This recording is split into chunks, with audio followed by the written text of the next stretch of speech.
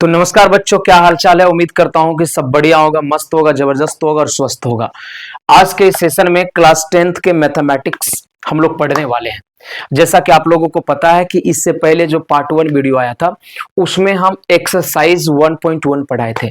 आज के इस वीडियो में एक्सरसाइज 1.2 के सवाल हम लोग देखने वाले हैं। और मैं एक बात आपको बता दूं कि आज के जो क्लास होने वाले हैं ना, इस क्लास से आपके 3 मार्क्स क्वेश्चन फिक्स है। यानी आज के ये वीडियो आपने पूरा देख लिया तो यकीन मानो कि 2026 के बोर्ड में आपके 3 मार्क्स मैथ के पेपर में आना तय है। यानी एक वीडियो आज आप देखते हैं तो आपके बिहार बोर्ड में 3 मार्क्स आने की 100% गारंटी है।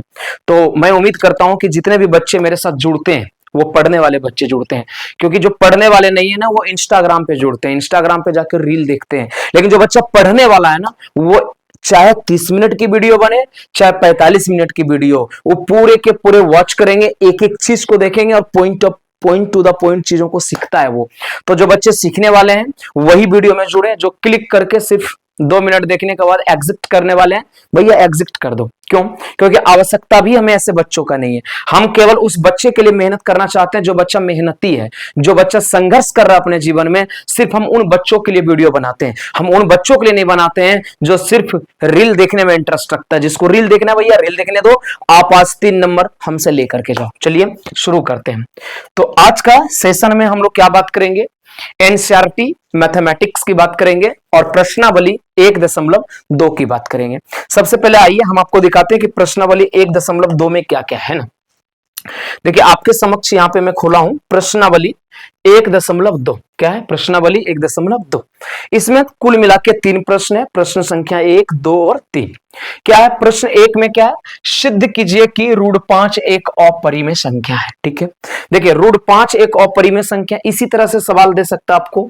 रूट 2 एक अपरिमेय संख्या सिद्ध करिए, रूट 7 एक अपरिमेय सिद्ध करिए, रूट 11 एक अपरिमेय संख्या सिद्ध करिए। तो इस तरह के जब सवाल दिए जाएंगे ना, तो जिस तरह से एक सवाल मैं अभी बताऊंगा आपको रूट 5 के लिए, सेम टू सेम, सिर्फ डिजिट चेंज होंगे, सेम टू सेम रूट 2 का बनेगा, सेम टू सेम रूट 7 का बनेगा और सेम टू सेम रूट 11 का बनेगा। मतलब कहने का अर्थ क्या, एक अगर आप ये सीख जाते हैं तो इस टाइप के जितने भी प्रश्न हैं वो सारे के सारे प्रश्न आपको समझ में आने लगेंगे। और अगर ये आप समझ गए तो प्रश्न नंबर 2 भी बनाना आसान हो जाएगा और प्रश्न नंबर 3 भी बनाना आपके लिए क्या हो जाएगा, आसान हो जाएगा। चलिए हम लोग सॉल्व करते हैं। ठीक है, सबसे पहले क्वेश्चन की बात करें तो आपको पता है कि क्वेश्चन है सिद्ध करना है। क्या सिद्ध करना भाई साहब? सिद्ध करना है कि रूट 5 एक अपरिमेय संख्या है। रूट 5 एक क्या है? अपरिमेय संख्या है। ठीक है, ध्यान दीजिएगा, यह सिद्ध करना हमें। बहुत अच्छा। अब आपको करना क्या है कि जो सिद्ध करना है ना उसके विपरीत आप मान लीजिए। जैसे सिद्ध करना है कि रूट 5 एक अपरिमेय संख्या, तो हम इसका जस्ट उल्टा मान लेंगे। क्या मान लेंगे? मान लेंगे कि माना कि रूट 5 एक परिमेय संख्या। जैसे मान लीजिए कि कोई व्यक्ति चोर है, लेकिन उसको पहले हम ये नहीं कह सकते हैं कि तुम चोर हो, हम कहेंगे कि मान लेते हैं कि तुम एक ईमानदार व्यक्ति है। ठीक है, लेकिन जब उसके खिलाफ हम सबूत देंगे और ये हम प्रमाणित करेंगे कि भैया देखो, तुमको तो हम पहले क्या माने कि तुम एक ईमानदार व्यक्ति हो, लेकिन देखो ये सीसीटीवी कैमरा फुटेज है तुम्हारे खिलाफ जो ये बता रहा है कि तुम इस वस्तु को चोरी कर रहे हो। यानी बाद में उसको जाकर के कहेंगे अतः तुम एक चोर हो। इसी तरह इसी सिद्धांत को फॉलो करते हुए हम लोग क्या करेंगे, रूट 5 जो अपरिमेय संख्या की बात कर रहा है उसे हम जस्ट उल्टा मानेंगे। क्या मानेंगे? कि रूट 5 एक परिमेय संख्या। फिलहाल हम ये मान के चलते हैं। ठीक है, चलिए यहां से क्या करेंगे, सॉल्यूशन शुरू करेंगे हम लोग, है ना। यहां से सॉल्यूशन हम लोग शुरू करेंगे और सबसे पहले आपको लिखना है कि माना कि, हमने क्या कर लिया, मान लिया भाई साहब, माना कि रूट 5 एक परिमेय संख्या है। क्या मान लेंगे? रूट 5 एक क्या है? माना कि रूट 5 एक परिमेय संख्या है। हमने ये मान लिया, हमने जस्ट उसका उल्टा मान लिया। ठीक है, तो परिमेय संख्या की परिभाषा से चलेंगे। तो परिमेय संख्या की परिभाषा से, तो परिमेय संख्या की परिभाषा से, तो परिमेय संख्या की परिभाषा क्या कहता है जनाब? आइए समझिए। तो परिमेय संख्या कहता है कि परिमेय संख्या क्या है, तो वैसी संख्या जिसे हम p बटे q के रूप में लिख सकते हैं। तो अगर √5 एक परिमेय संख्या है तो क्या हम √5 को किसको √5 को नहीं लिख सकते हैं कि p बटा q है ये? क्यों? क्योंकि हम अब √5 को अपरिमेय नहीं बल्कि हम क्या मान चुके हैं कि √5 एक परिमेय है। अब परिमेय है तो कोई भी परिमेय संख्या को हम किस रूप में लिखते हैं? p बटे q के रूप में लिखते हैं। तो हमने क्या लिख दिया? √5 बराबर p बटा q। अच्छा, एक बात और, जहां आप कह सकते हो कि जहां q is not equal to 0, q का मान क्या नहीं होता है? 0 नहीं होना चाहिए। हम मान लेते हैं ये हमारा समीकरण नंबर 1 है। एक बात और मैं लिखूंगा, देखो p और q का ना कोई उभयनिष्ठ गुणनखंड नहीं है। सर उभयनिष्ठ गुणनखंड क्या होता है? जैसे मान लीजिए मैं यहाँ पे लिखूं 16 और बटे में लिखूं मैं 18 और मैं ऐसा बोलूं कि देखिए 16 और 18 का उभयनिष्ठ गुणनखंड 2 है। उभयनिष्ठ गुणनखंड का मतलब ऐसा कोई नंबर, ऐसा कोई डिजिट जो डिजिट दोनों को डिवाइड कर दे, दोनों को कटा दे। जैसे दोनों के लिए क्या आ जाएगा? उभयनिष्ठ गुणनखंड। क्यों? क्योंकि 2 से कटेगा तो यह 8 और ये 2 से कटेगा तो 9। कहने का सेंस क्या है? 2 एक ऐसा नंबर था जो 16 को भी डिवाइड कर दिया और जो 18 को भी डिवाइड कर दिया, अर्थात ये दोनों के लिए क्या हो गया? उभयनिष्ठ गुणनखंड। उभय मतलब होता है दोनों, यानी दोनों के लिए जो कटा दे। जैसे इसी तरह अगर मैं बोलूं 12 बटे 18 लिखा हुआ है तो दोनों देखिए किससे डिवाइड हो जाएगा? दोनों देखिए 3 से डिवाइड हो सकता है। ये 3 से अगर डिवाइड कराएंगे तो ये 4 बार में कटेगा और ये 3 से डिवाइड कराएंगे तो 6 बार में कटेगा। वैसे 6 से भी डिवाइड हो सकता था। अब ये दोनों के लिए अगर पूछे अभी जिस सेंस में कटा है तो ये दोनों के लिए उभयनिष्ठ गुणनखंड 3 हो गया क्योंकि 3 से दोनों डिवाइड हो गया। फिर ये दोनों के लिए देखें तो 2 दूनी 4, 2 तिया 6, यानी 4 और 6 के लिए उभयनिष्ठ गुणनखंड क्या हो गया? 2। माने उभयनिष्ठ गुणनखंड का मतलब होता है कि वो डिजिट, वो संख्या जिससे दोनों चीज डिवाइड हो जाए उसको कहते हैं उभयनिष्ठ गुणनखंड। अगर मैं बोलूं कि 7 बटे 11, मैं पूछूं इसका बताइए उभयनिष्ठ गुणनखंड, आप बोलोगे सर 1 के अलावे तो कोई चीज नहीं है। मैंने कटेगा भी तो ये 1 से कटेगा, यानी 1 से कटाएंगे 7 और 1 से कटाएंगे 11। सर 1 के अलावे इसका कोई उभयनिष्ठ गुणनखंड नहीं है सर, यानी ऐसा संख्या जो किसी से कटवे ना करे। मैंने ना 7 और 11 दोनों को ऐसी संख्या बताई जिससे दोनों कट जाए। नहीं कटेगा, नहीं कटेगा। इसका क्या सेंस है कि 7 और 11 का 1 के अलावे कोई उभयनिष्ठ गुणनखंड नहीं है। ऐसे संख्या को कहते हैं सह अभाज्य संख्या। क्या बोलते हैं? सह अभाज्य संख्या। सह माने साथी और अभाज्य माने अभाज्य। देखिए 7 भी अभाज्य संख्या है, 11 भी अभाज्य संख्या है, तो ऐसे संख्या को क्या कहते हैं? सह अभाज्य। सह माने 2 अभाज्य संख्याओं की जोड़ा है ना। तो आप एक बार फ्रेम में देख लेता हूं, फ्रेम गड़बड़ ना हो जाए। अच्छा, फ्रेम अंधेरा रहता है, ओके फाइन। तो कहने का सेंस क्या है? सेंस ये है कि 7 और 11 का कोई उभयनिष्ठ गुणनखंड नहीं है। ठीक मैं ऐसा ही समझता हूं कि P और Q भी है, मतलब P और Q का 1 के अलावे कोई उभयनिष्ठ गुणनखंड नहीं है। जैसे 7 और 11 का 1 के अलावे कोई उभयनिष्ठ गुणनखंड नहीं है, मतलब 7 और 11 1 के अलावे किसी दूसरे चीज से नहीं कट सकता है। ठीक उसी प्रकार हम P और Q के बारे में यहां पे लिख रहा हूं कि P तथा Q दोनों पूर्णांक है। पूर्णांक तो होगा, परिमेय संख्या पूर्णांक होगा। P तथा Q दोनों पूर्णांक है तथा इसके एक के अलावे, किसके अलावे? एक के अलावे कोई उभयनिष्ठ गुणनखंड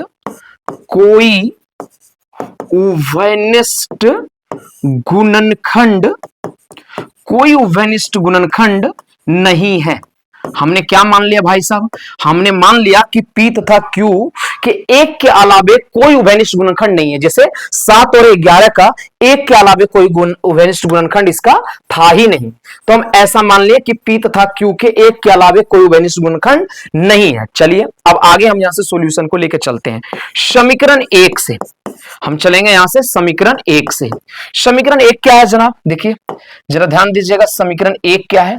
समीकरण 1 में आप देख सकते हैं √5 बराबर P बटे Q। नहीं कुछ तो नीचे हम 1 दे देते हैं, क्रॉस मल्टीप्लीकेशन करेंगे, क्या होगा? P गुना 1 P और √5 Q है ना। हम दोनों तरफ क्या करेंगे? वर्ग करेंगे। लिखेंगे यहां दोनों तरफ वर्ग करने पर, दोनों तरफ वर्ग करने पर, यानी अगर हम वर्ग करते हैं दोनों तरफ तो क्या होगा? इधर P का स्क्वायर बराबर √5 क्यू का स्क्वायर, ठीक है। तो हो जाएगा पी स्क्वायर बराबर √5 का स्क्वायर क्या होगा 5 और क्यू का स्क्वायर क्या होगा क्यू स्क्वायर। 5 गुना में उधर जाएगा तो भागा में, यानी पी स्क्वायर बटे 5 बराबर में क्या बचेगा क्यू स्क्वायर। इसको मान लेंगे समीकरण नंबर 2। जरा समीकरण 2 का आप ध्यान से देखेंगे तो आपको समझ में आएगा कि हम 5 से भागा पी स्क्वायर में दे रहे हैं। 5 से भागा किस में दे रहे हैं पी स्क्वायर में, तो कट के क्या आ रहा है क्यू स्क्वायर, कट के क्या आ रहा है क्यू स्क्वायर। अर्थात हम यहां लिख सकते हैं कि यहां यानी समीकरण 2 में यहां 5 पी स्क्वायर को क्या करता है विभाजित करता है, पी स्क्वायर को विभाजित करता है। किसको विभाजित करता है पी स्क्वायर को विभाजित करता है, इसलिए 5 पी को भी विभाजित करेगा। किसको विभाजित करेगा पी को भी विभाजित करेगा। क्यों करेगा, क्योंकि ये प्रमेय होता है कि अगर 5 पी स्क्वायर को विभाजित कर रहा है तो पी को भी विभाजित करेगा। जब स्क्वायर कट रहा है तो खुद पी भी कटेगा। और अगर 5 पी स्क्वायर को विभाजित कर रहा है इसका मतलब क्या हुआ कि पी के लिए 5 क्या है एक गुणनखंड है, यानी 5 पी का एक गुणनखंड है। पी का एक क्या है बताओ, पी का एक गुणनखंड है, ठीक है। समीकरण 2 में रिजल्ट क्या मिला हमें कि 5 पी का एक गुणनखंड, यानी पी के लिए एक गुणनखंड हमें मिल गया और वो क्या मिल गया 5 मिल गया। थोड़ा फ्रेम चेक कर लूं, बहुत जबरदस्त अच्छा रहा फ्रेम है ना, ठीक है। अब ध्यान देंगे जरा, अब हम यहां पे मान लेंगे, माना कि ध्यान दीजिएगा, माना कि P का मान हम कुछ भी मान लेंगे क्योंकि P एक पूर्णांक है, तो P बराबर हम मान लेंगे 5K, जहां K क्या है पूर्णांक है। K जहां K क्या मान लेंगे, जहां K एक क्या है पूर्णांक है, जहां K एक पूर्णांक है। देखिए पूर्णांक का मतलब होता है कोई भी ऐसा डिजिट जो पूरा पूरा हो। तो P एक पूर्णांक है, पूर्णांक का मान हम 5 के मान सकते हैं, 6 के मान सकते हैं, लेकिन हम वही मानेंगे जो हमारा सॉल्यूशन में आवश्यक है, ठीक है। ध्यान दीजिएगा पी स्क्वायर के जगह पर अब हम पुट करें, अगर यहां से देखें समीकरण 2 से अगर देखें तो समीकरण 2 से देखें तो हमें क्या मिलेगा, समीकरण 2 से देखें तो पी स्क्वायर के जगह पर हम क्या रखेंगे 5K का स्क्वायर, अब बटे में क्या 5 बराबर क्या क्यू स्क्वायर। 5K का स्क्वायर करिए तो हो जाएगा 25K स्क्वायर बटे में क्या 5 बराबर क्या क्यू स्क्वायर। 5 से कटाएंगे 5 बार में ये कट जाएगा, क्या हो जाएगा 5K स्क्वायर बराबर क्यू स्क्वायर। अब देखिए 5 गुना में उधर जाएगा तो क्या होगा भागा में, यानी K स्क्वायर बराबर हो जाएगा क्यू स्क्वायर बटा 5। समीकरण नंबर मान लेता हूं इसको 3। अब समीकरण 3 को जरा रीड करिए, आप समीकरण 3 को जरा रीड करिए, जैसे 2 को आपने रीड किया था वैसे 3 को रीड करिए। क्या लग रहा है, देखिए लग रहा है कि क्यू स्क्वायर को 5 से भागा दे रहे हैं तो कट के K स्क्वायर आ रहा है, यानी क्यू स्क्वायर को कौन कटा रहा है 5। यहां 5 क्यू स्क्वायर को विभाजित करता है, क्या करता है विभाजित करता है, ठीक है। तो बताइए इसलिए 5 Q को भी विभाजित करेगा, किसको विभाजित करेगा Q को विभाजित करेगा, और इसलिए कह सकते हैं कि 5 जो है Q का क्या है एक गुणनखंड है। Q का एक क्या है बताओ गुणनखंड है। यानी कि समीकरण 2 में हमें रिजल्ट क्या मिला, ध्यान देंगे जरा अगर कि समीकरण 2 में रिजल्ट हमें क्या मिला, समीकरण 2 में रिजल्ट मिला कि 5P का एक गुणनखंड है, और समीकरण 3 में हमें क्या रिजल्ट मिला कि 5 जो है वो Q का गुणनखंड है। अतः समीकरण 2 और 3 को ध्यान से देखिए तो आपको पता चलेगा कि ये जो 5 है ना, 5 P का भी गुणनखंड है और यही 5 Q का भी गुणनखंड है। अतः हम कह सकते हैं कि P और Q का उभयनिष्ठ गुणनखंड 5 है। हाँ? लेकिन समीकरण 1 में हमने क्या माना था कि P और Q का एक के अलावा कोई गुणनखंड है ही ना है, लेकिन जबकि यहां प्रमाणित क्या हो रहा है कि P और Q का 5 दोनों का 5 क्या है उभयनिष्ठ गुणनखंड है। अतः हमने जो माना था वो गलत है। हमने तो ये माना था कि √5 एक परिमेय है, यानी ये भी गलत है, ये भी गलत है, माने √5 क्या अपरिमेय। यानी ये रिजल्ट समझने के बाद अब इसका हम लिखेंगे निष्कर्ष। क्या लिखेंगे निष्कर्ष लिखेंगे। निष्कर्ष का मतलब होता है कंक्लूजन, है ना, कंक्लूजन लिखेंगे। कंक्लूजन में क्या लिखेंगे समीकरण 2 तथा 3 से, कहां से समीकरण 2 तथा 3 से, समीकरण 2 तथा 3 से यह स्पष्ट है, यह क्या है स्पष्ट है कि यह स्पष्ट है कि P तथा Q का उभयनिष्ठ गुणनखंड, P तथा Q का उभयनिष्ठ गुणनखंड क्या है उभयनिष्ठ गुणनखंड 5 है। जबकि समीकरण 1 में, कहा समीकरण 1 में हमारी मान्यता थी, हमारी मान्यता थी, क्या मान्यता थी? मान्यता थी कि P तथा Q के, P तथा Q के एक के अलावे, एक के अलावे कोई, एक के अलावे कोई उभयनिष्ठ गुणनखंड नहीं है, एक के अलावे कोई उभयनिष्ठ गुणनखंड नहीं है, एक के अलावे कोई उभयनिष्ठ गुणनखंड नहीं है। अतः अतः हमारी मान्यता, हमारी मान्यता, अतः हमारी मान्यता गलत हो जाती है, गलत हो जाती है। यानी कि √5 एक परिमेय संख्या जो हमने माना था वो भी गलत है। तो कह सकते हैं, क्या कह सकते हैं? इसलिए, यहां पे लिख देंगे इसलिए, क्या लिखेंगे? इसलिए, है ना, इसलिए, इसलिए √5 एक परिमेय नहीं, √5 एक परिमेय नहीं, बल्कि एक परिमेय नहीं, बल्कि एक अपरिमेय संख्या है, बल्कि एक क्या है? अपरिमेय संख्या है, अपरिमेय संख्या है। बोलिए बात समझ में आया? एक बार मैं फ्रेम चेक कर लेता हूं, तब तक आप लोग स्क्रीनशॉट लेना चाहे तो इसका ले सकते हैं। मैं थोड़ा बैक भी ले लेता हूं, इसका भी स्क्रीनशॉट लेना चाहे तो ले सकते हैं आप। ये जो सॉल्यूशन मैंने किया इसका स्क्रीनशॉट ले लीजिए आप, है ना, बहुत बढ़िया। चलिए, तो आपने क्या सीख लिया कि √5 एक अपरिमेय संख्या सिद्ध कैसे करना है। अब चाहे तो इसी तरह से √2 सिद्ध कर सकते हैं, यहां 2 ले लीजिएगा, सब जगह 2 2 2 मान लीजिएगा, √7। तो मैं आपको होमवर्क दे देता हूं, आप बनाना, ठीक है। आप सिद्ध करके दिखाना कि √2 एक अपरिमेय है, √3 एक अपरिमेय है, √7 एक अपरिमेय है, √11, 1 2 3 4, 4 प्रश्न आपके होमवर्क में रह गए कि आप बनाइएगा। √2 एक अपरिमेय संख्या सिद्ध करके देखना है, √3 √5 और √11 ऐसे करके देखना, ठीक है। अगर समझ में एक बार में ना आया तो वीडियो को रिमाइंड करके देखना। आइए अब अगले सवाल पे हम लोग आते हैं ना। सवाल नंबर, देखिए सवाल नंबर कौन कौन सा हम लोग कर लिए? 1 नंबर सवाल कर लिए। अब हम लोग 2 नंबर सवाल करेंगे। सिद्ध कीजिए कि 3 + √25 एक अपरिमेय संख्या है ना। हाँ सुनो, अब की बार क्या कार्य सिद्ध करना है? कार्य सिद्ध करें, सिद्ध करना है, सिद्ध करना है कि ये 2 नंबर सवाल है, ठीक है। सिद्ध करना है कि 3 + 2√5 एक अपरिमेय संख्या, एक क्या है? अपरिमेय संख्या है। देखो ये थोड़ा लॉन्ग सवाल है, बड़ा सवाल है, ठीक है, ये बड़ा सवाल है। हाँ, ये वाला थोड़ा बड़ा सवाल है। इसको कैसे सॉल्व करेंगे? देखो सबसे पहले ना इसमें जो अपरिमेय है, आपको जो आपके नजर में जो अपरिमेय है उसको तुम ना पहले ट्रिगर करो। 3 अपरिमेय नहीं है, 2 अपरिमेय नहीं है, कौन है? √5 अपरिमेय।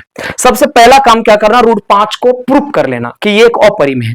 यहां पे लिख करके ऐसा बीच मैंने लिखा था ना, माना कि √5 एक परिमेय संख्या, ऐसे करके तुम क्या करना? इसको सिद्ध कर लेना। अभी जैसे मैंने सिद्ध कराया था सेम टू सेम इसको सिद्ध कर लेना, ठीक है। ये क्या है? अपरिमेय, इस बात को तुम सिद्ध कर लेना। सिद्ध करने के बाद यहां पे तुम क्या कर लोगे? यहां सिद्ध हो जाएगा। अतः मान लो यहां पे तुम सिद्ध करता है, यहां सिद्ध हो गया। अतः √5 एक अपरिमेय, यहां सिद्ध हो जाएगा, ठीक है। उसके बाद की बात मैं बताता हूं, यहां तक आप कर लोगे मुझे विश्वास है, क्योंकि अभी मैंने इसी चीज को सिद्ध करवाया कि √5 एक अपरिमेय संख्या कैसे है, ये मैंने सिद्ध कराया, ठीक। मान लो यहां पे आ गया आपका, ठीक है, कॉपी में। अब यहां से आपको क्या लिखना है? यहां से फिर से शुरू करना है कि माना कि, शुरू से एकदम, है ना, माना कि 3 वही पैटर्न एकदम 2√5 एक परिमेय संख्या है। सेम वही पैटर्न लिखेंगे ना, क्या है? परिमेय संख्या है, ठीक है। हमने मान लिया कि जो 3 + 2√5 है वो क्या है? एक परिमेय संख्या। भैया ये परिमेय संख्या, परिमेय संख्या की परिभाषा से देखें तो 3 + 2√5 बराबर में क्या लिख सकते हो सर? P/Q, बिल्कुल लिख सकते हैं, जहां P और Q क्या है? दोनों पूर्णांक है। बहुत बढ़िया। चलिए अब यहां से क्या करेंगे? आगे आपको क्या करना है? 3 में इधर ले आना है, तो इधर बच जाएगा 2√5 बराबर P/Q -3, ठीक है। 2√5 बराबर नहीं कुछ तो 3 के बटे में 1 दे दीजिए, Q और 1 का लघुत्तम Q होगा, P माइनस हो जाएगा 3Q, ठीक है। 2 गुना में इधर आएगा तो बटे में, यानी √5 बराबर हो जाएगा P - 3Q बटे 2Q, ठीक है। देखिए यहां पे P और Q क्या था? यहां पर अगर मैं पूछूं आपसे कि P और Q क्या था, तो आप बोलोगे सर P तथा Q दोनों पूर्णांक है। दोनों क्या है? पूर्णांक है। पूर्णांक समझते हो ना? पहला पार्ट में मैंने बताया पूर्ण अंक को पूर्णांक कहते हैं, ठीक है। देखिए ये P क्या पूर्णांक, 3 क्या पूर्णांक, Q क्या पूर्णांक, यानी ऊपर में क्या आ गया? पूर्णांक। ऊपर में क्या आ गया? पूर्णांक। नीचे में क्या आ गया? 2Q, 2 क्या है? पूर्णांक। क्यू क्या है? पूर्णांक, यानी ई भी पूर्णांक। आप ध्यान दीजिए कि ऊपर में पूर्णांक, नीचे में पूर्णांक, किस रूप में लिखा हुआ है? पी बटे क्यू के रूप में। ऊपर वाले को पी कहेंगे, नीचे वाले को क्यू कहेंगे, यानी ये पी बटे क्यू के रूप में लिखा हुआ है और दोनों के दोनों पूर्णांक है। यानी ये क्या हो गया? परिमेय संख्या। परिमेय संख्या की परिभाषा क्या कहता है? वैसी संख्या जिसे पी बटे क्यू के रूप में लिख सकते हैं और जहां q का मान 0 नहीं हो, माने q is not equal to 0, और दोनों क्या हो? पूर्णांक, ऊपर वाला भी पूर्णांक, नीचे वाला भी पूर्णांक। आप देखिए ये क्या हो गया? परिमेय। लेकिन ये क्या है? अपरिमेय। ये ऑलरेडी प्रूव कर चुके हैं, ये क्या? अपरिमेय। तो हम यहां लिखेंगे LHS बराबर क्या? √5, जो कि एक क्या है? अपरिमेय है। एक क्या है? अपरिमेय है। हम लोग ऑलरेडी यहां सिद्ध कर चुके हैं। और इधर RHS में देखो क्या है? RHS में P माइनस 3Q बटे 2Q। ये क्या है? जो एक परिमेय है। क्या है? जो एक परिमेय। अब बताओ ये अपरिमेय, ये परिमेय कभी दोनों बराबर हो सकता नहीं, यानी LHS is not equal to RHS, कभी बराबर नहीं होगा। और जब बराबर नहीं है तो हमारी मान्यता यहां विरुद्ध हो जाएगा। जो हमने लिखा था कि 3 + 2√5 एक परिमेय है, उसको अब लिखना पड़ेगा अतः 3 + 2√5 एक अपरिमेय संख्या है। क्या लिखेंगे? अपरिमेय संख्या है। बन गया ये। चलो दबा के स्क्रीनशॉट लो जल्दी से। बहुत बढ़िया, ले लिया स्क्रीनशॉट, बहुत अच्छा, शाबाश। आगे बढ़े। ओके फाइन, आइए आगे बढ़ते हैं। सवाल नंबर कहां गया? सवाल नंबर देखते हैं, 2 हो गया। सवाल नंबर 3 को देखते हैं ना। 3 में क्या है? सिद्ध कीजिए कि निम्नलिखित संख्या अपरिमेय संख्या है। 1/√2, जैसे अभी √5 को सिद्ध किया ना, सेम टू सेम आपको 1/√2 को वैसे एकदम सेम प्रोसेस से सिद्ध हो जाएगा। बना के देखना। अगर डाउट आता है तो कमेंट करना। संडे को मैं डाउट क्लास ही लूंगा, जो भी डाउट आएगा कमेंट में लिखना, मैं संडे को डाउट करा दूंगा। अब आ जाता है 7√5 और 6 + √2, ये दोनों सवाल देखना पड़ेगा, है ना। देख लेते हैं क्या था। 7√5 था, है ना। 7√5 को कैसे प्रूव करोगे कि ये अपरिमेय संख्या? इसको कैसे प्रूव करोगे? देखो मैं बता रहा हूं, ट्रिक बता रहा हूं आपको। करना क्या है? सबसे पहले आपको लिखना, माना कि √5 एक, यानी √5 को आप सबसे पहले क्या करोगे? ये क्या है? अपरिमेय संख्या। √5 क्या? अपरिमेय संख्या। सबसे पहले ये सिद्ध कर देना कि √5 एक अपरिमेय संख्या। मान लो यहां पे आपका लाइन आ गया कि अतः √5, अभी मैंने सिद्ध करके दिखाया था, एक अपरिमेय संख्या। मान लो आपने ये सिद्ध कर दिया, ठीक है, कि √5 एक क्या है? अपरिमेय संख्या है, ठीक है। अब यहां से फिर खेला शुरू होगा। यहां से आप लिख सकते हो कि माना कि 7√5 एक परिमेय संख्या। यहां से खेला फिर शुरू होगा, है ना। परिमेय संख्या है, ठीक है। जब परिमेय संख्या की परिभाषा से 7√5 को क्या लिख सकते हैं? P बटे क्यू। जहां अगर मैं बात करूं, जहां P और Q क्या है, तब बोलोगे P तथा Q दोनों का दोनों क्या है? दोनों पूर्णांक है। क्या है? पूर्णांक है, ठीक है। अब मैं बोलूंगा आपसे कि 7 गुना में उधर जाएगा तो भागा में, यानी √5 बराबर P बटे 7Q। अब मैं आपसे पूछूं P क्या है? सर पूर्णांक। मैं अगर आपसे पूछूं 7Q क्या है? ये भी पूर्णांक। बहुत सारे बच्चे के मन में प्रश्न आ सकता है 7Q पूर्णांक कैसे है? 7 क्या? पूर्णांक, और Q ऑलरेडी पूर्णांक, तब पूर्णांक गुना पूर्णांक को पूर्णांक ही आएगा, यानी ये भी क्या हो गया? पूर्णांक। आप ध्यान दीजिए, RHS और LHS को ध्यान देंगे आप तो आपको एक बात समझ में आएगी कि जो LHS है बाबू रे, LHS जो है, LHS में कितना? √5, जो कि क्या है? एक अपरिमेय संख्या है। जो कि क्या है? एक अपरिमेय संख्या है। और RHS को अगर आप ध्यान दोगे छोटू, तो क्या पता चलेगा? P बटे 7Q, जो कि क्या है? जो कि एक परिमेय संख्या है। जो कि एक क्या है? परिमेय संख्या है। अब बताइए कि LHS में अपरिमेय है और RHS में परिमेय है, क्या ये दोनों बराबर हो सकता है? कभी नहीं बराबर हो सकता है। तो क्या लिखेंगे? LHS is not equal to RHS, और लास्ट में क्या लिख देंगे कि 7√5 एक क्या है? अतः, यहां अतः लगा दीजिएगा। अतः 7√5 एक क्या है? अपरिमेय संख्या है। बोलो तो बात समझ में आ रहा है कि नहीं आ रहा है? बात समझ में आ रहा है।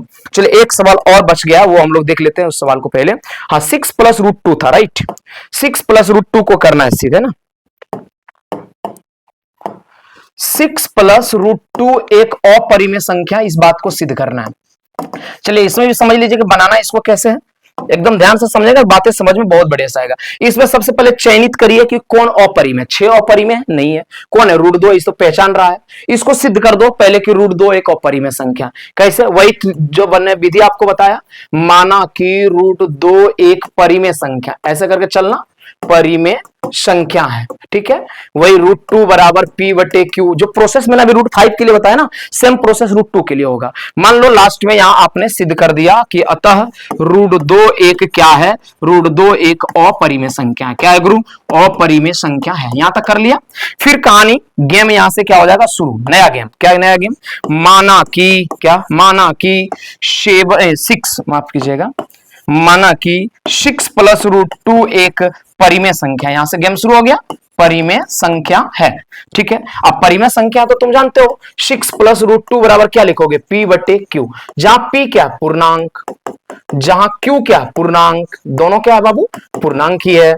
अब 6 प्लस में इधर आएगा तो माइनस में, तो √2 बराबर P बटे Q माइनस 6, नहीं कुछ तो नीचे 1, तो √2 बराबर Q एक का लघुत्तम Q, यानी P माइनस 6Q। ये ऊपर वाला क्या है? P माइनस 6Q क्या? पूर्णांक, और नीचे वाला क्या? पूर्णांक। तुम्हारे दिमाग में ये बात चल रहा होगा पूर्णांक कैसे? P क्या? पूर्णांक, 6 क्या? पूर्णांक, Q क्या? पूर्णांक। पूर्णांक पूर्णांक रहे तो पूर्णांक ही होता है। अब बताइए LHS में क्या है? LHS में √2 क्या है? ये √2 क्या है बाबू? अपरिमेय, क्योंकि ऑलरेडी उधर हम लोग सिद्ध कर चुके हैं। और ये RHS में क्या? ध्यान दो, RHS में क्या है? RHS में P माइनस 6Q बटे Q, ये क्या? परिमेय है। तो ये जब परिमेय और अपरिमेय बराबर होगा? नहीं होगा, यानी LHS is not equal to RHS। अब यहां लास्ट में क्या लिख दोगे? अतः, लास्ट में क्या लिख दोगे? अतः 6 + √2 क्या है? एक अपरिमेय संख्या है। तो ये प्रश्नावली आपके 1.2 ख से खत्म होता है। बोलो यहां तक जो मैंने पढ़ाया ये चोखा होता है कि नहीं होता है? चाहो तो इसका स्क्रीनशॉट आप ले सकते हो, ये पूरा चोखा होता है कि नहीं। और एक बात मैं आप लोगों को और बताना चाहूंगा कि अभी तक जो बच्चा व्हाट्सएप चैनल से और टेलीग्राम चैनल को ज्वाइन नहीं किया है, एकदम बहुत महत्वपूर्ण है, टेलीग्राम चैनल को ज्वाइन करिए। बस मैं एक रिक्वेस्ट आप लोगों से करना चाहूंगा, वीडियो बनाने में बहुत मेहनत लगता है, आप लोग वीडियो को लाइक जरूर कीजिए और अपने दोस्त मित्रों के साथ ये वीडियो को शेयर करिए। और जहां आपको लगे कि समझ में नहीं आ रहा है, कमेंट के जरिए अपने डाउट को पूछ सकते हैं। प्रत्येक संडे को मैं डाउट वीडियो बनाऊंगा जिसमें हर एक बच्चे के नाम के साथ कि कौन बच्चे ने कौन सा सवाल पूछा हमसे, उसके डाउट का जवाब मैं दूंगा। चलिए इसी बात पर आप लोग बोलिए एक बार जय हिंद, जय भारत। फिर मिलते हैं किसी नए मुद्दे के साथ।